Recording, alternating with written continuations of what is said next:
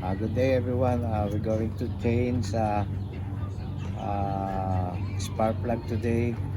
This is the F150 uh, for the 5.4 liter 3 valve engine. We're gonna replace the spark plug today.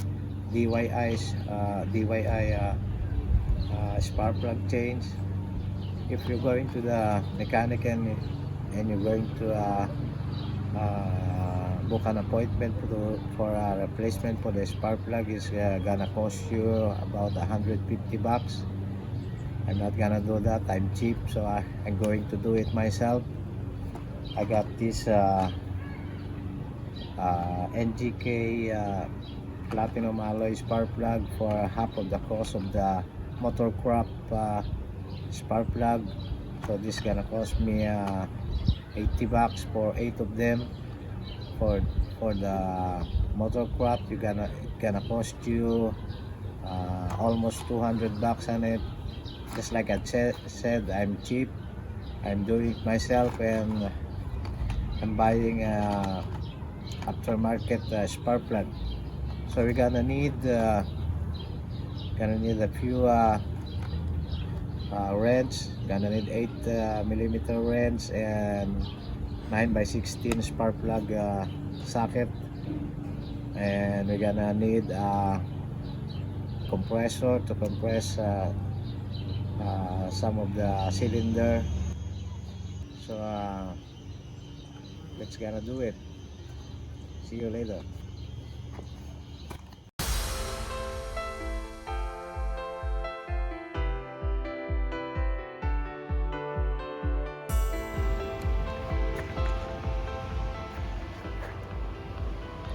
For the F150 2010 with 5.4 Triton engine, 3 valve. We're going to change the spark plug.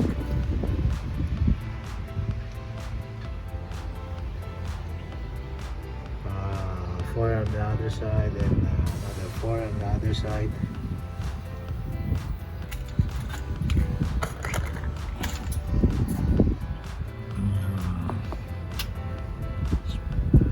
Number 8, number 6 spark plug is unprocessed. This is the number 5, 6, 7 and 8 spark plug. Ginawa natin, we take down the engine exhaust vent,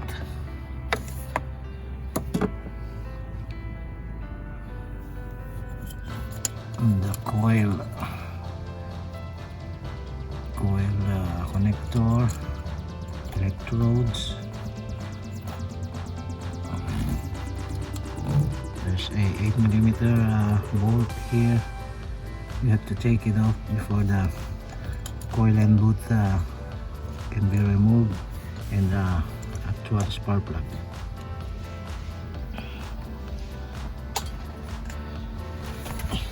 And those are the replacement spark plug.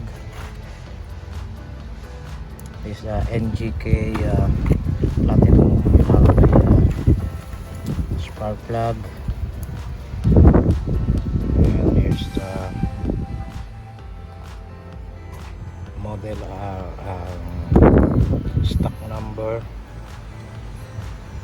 It's just $9 a piece. So it's more cheaper than the original motor crop spark plug. Motor crop spark plug is about $21 each, and this NGK platinum alloy spark plug is a little bit cheaper. It's about $10 a piece. So gonna 8 of them, it's gonna be $80 for the 8 spark plug. We're gonna need 8mm socket wrench,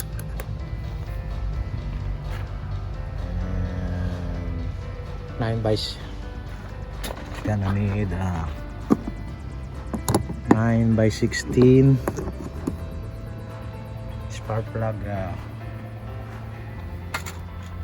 9 by 16 spark plug socket. This is the 9 by 16 spark plug socket. An extension. And I need the extension.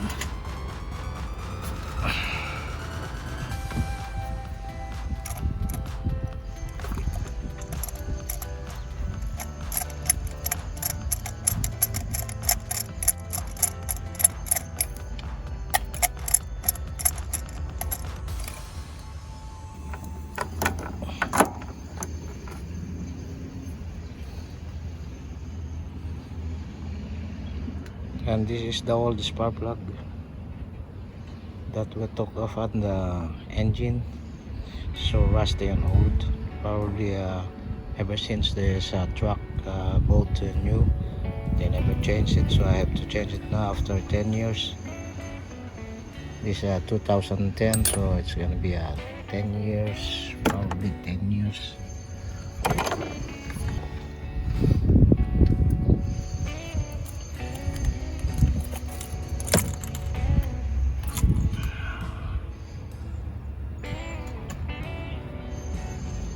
And the number 6 cylinder spark plug, it's old and rusty, so we have to change it. The gap is you must check spark plug that you remove every cylinder. If the plug is black and greasy, it's not a good sign.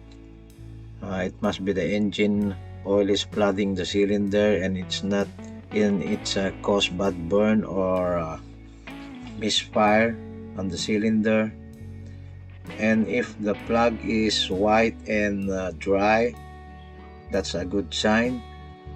If the spark plug that you took off on every cylinder, you have to check it. If the spark plug is black, greasy, you must go to the mechanic, and maybe you can maybe there's a bad gasket leaking on the cylinder. So if it's dry and white, it's a good sign. And you have to check the electrode gap. It just 3.6 to 3.9 millimeter before you place it back to the cylinder. I think it's we're good to go. We're gonna drop in the new one.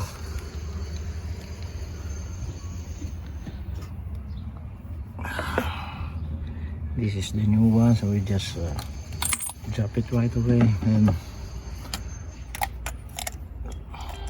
followed with the spark plug socket. Just hand tight it,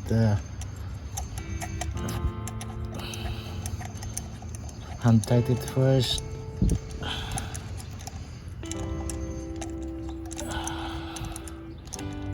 Make sure it's gonna follow the thread. Now I have to tighten it with the ratchet.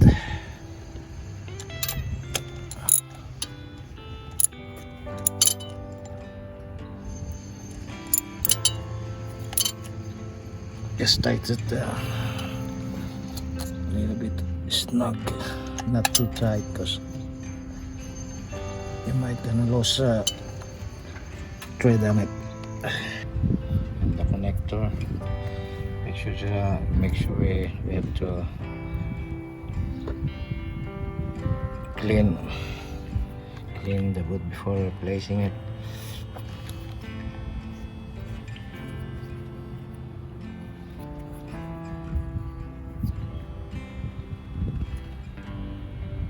If you don't have that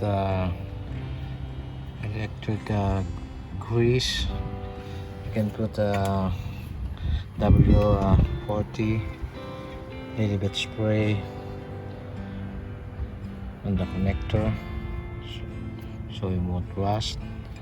Some guys have put anti-seize on the spark plug thread, but I don't have that anti-seize, so I just put a little W40 on it. Put back the coil, spark plug coil.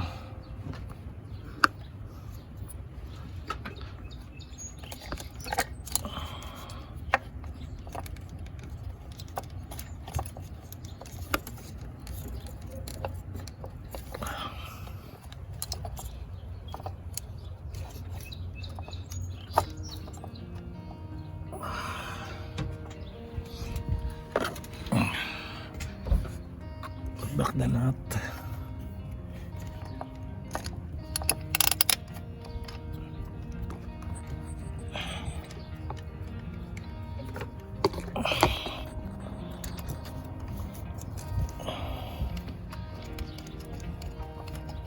Hand tight it first.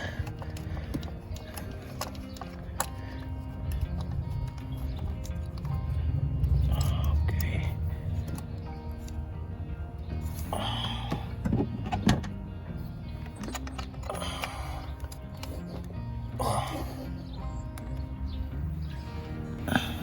Remove the bolt. Remove the connector.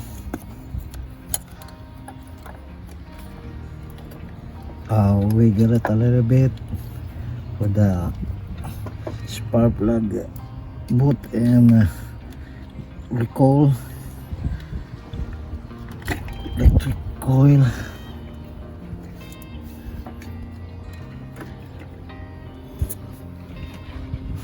Look at it. Huwag mo na akong i-video.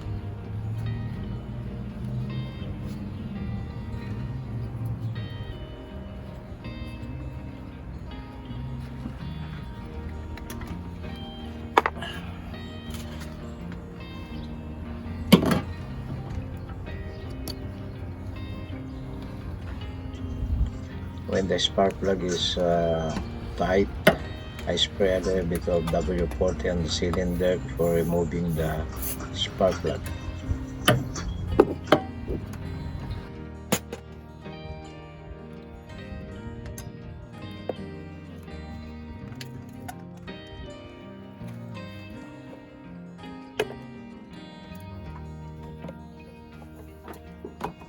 I use a compressed air before removing every spark plug, every cylinder, just to prevent from dirt going inside the cylinder and goes to the piston. So to prevent it, you have to spray compressed air before removing all the spark plug.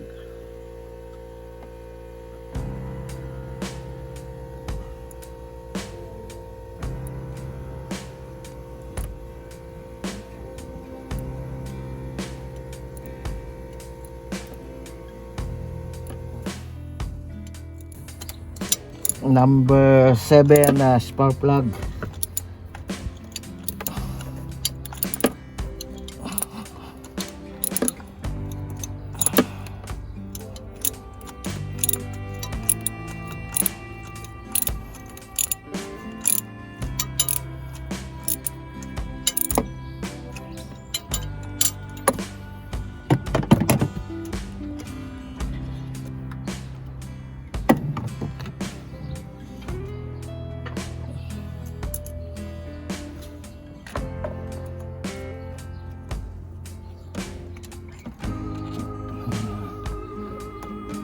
Number 7 spark plug, old and rusty.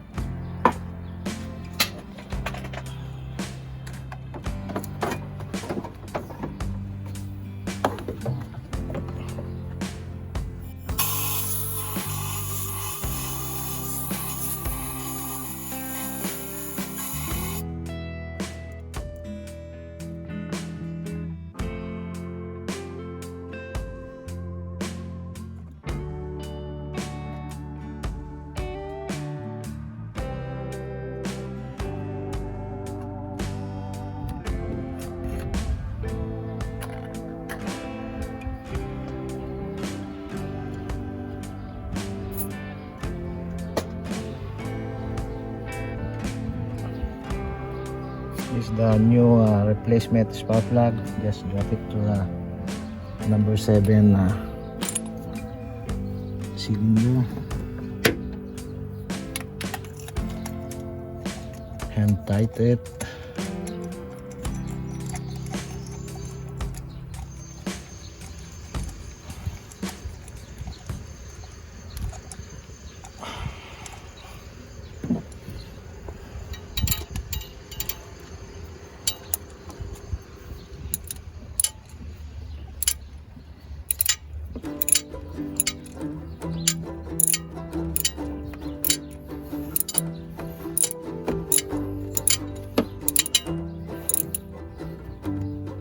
Yes, snug,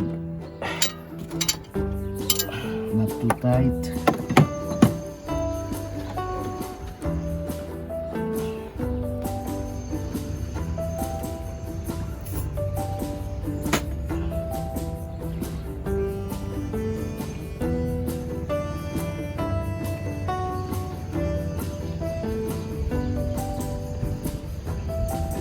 Back the spark plug coil and boot.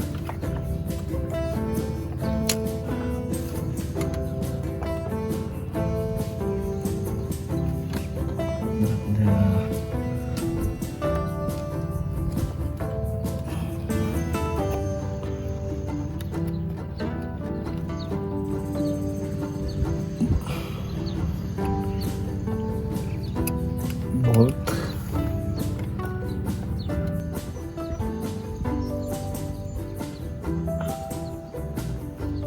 Kikita.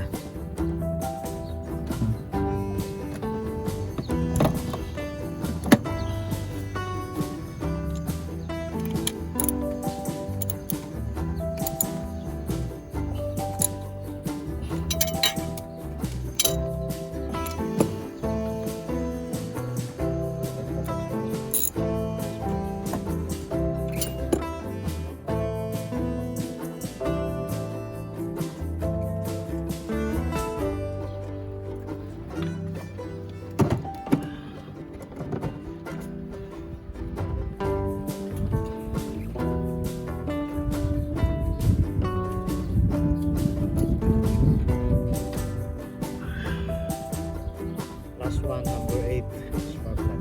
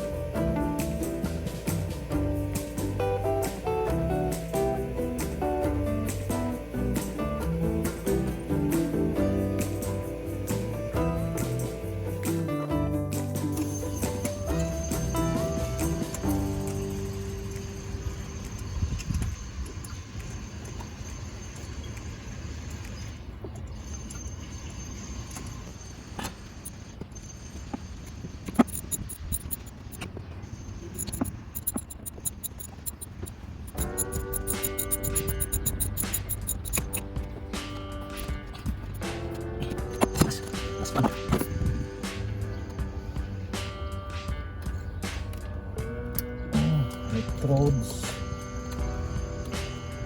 coil connector 8,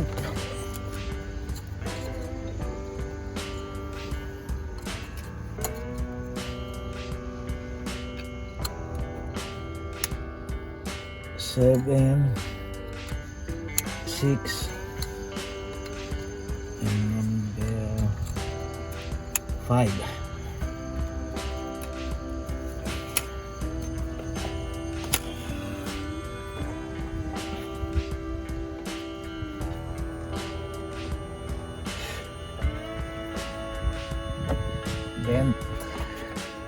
engine ventilation. I have to put back the engine ventilation.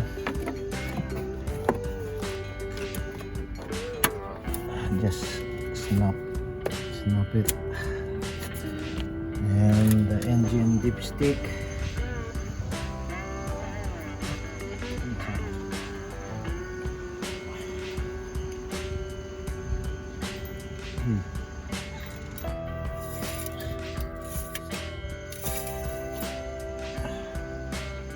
Good.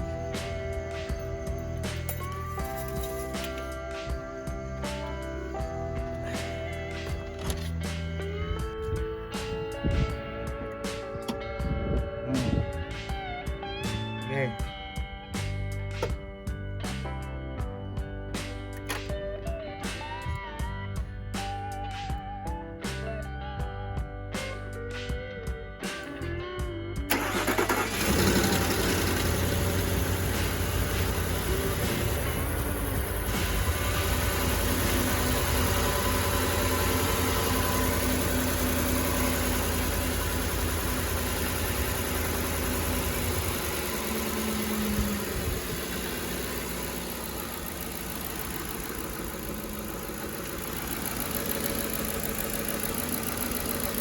Looks good.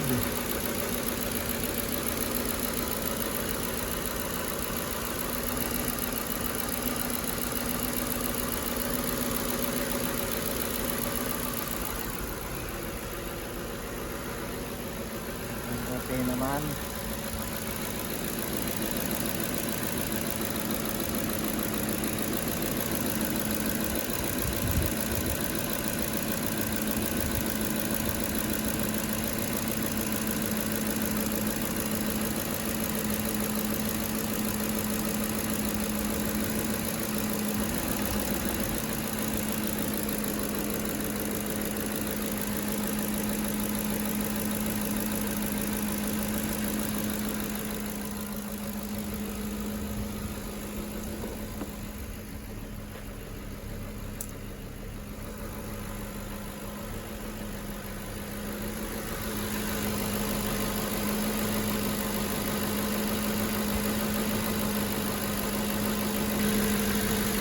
Ford F150 Triton 5.4 liter 3-valve engine, 2010 model, spark plug replaced. 2010 Ford F150 model, 5.4 liter engine, 3-valve engine, spark plug replacement, replaced with NGK Platinum with stock number at the bottom. The original motorcraft spark plug is cost you $20 each, and NGK Platinum alloy spark plug is just cost you half of the original one, $10 each. See you guys next time.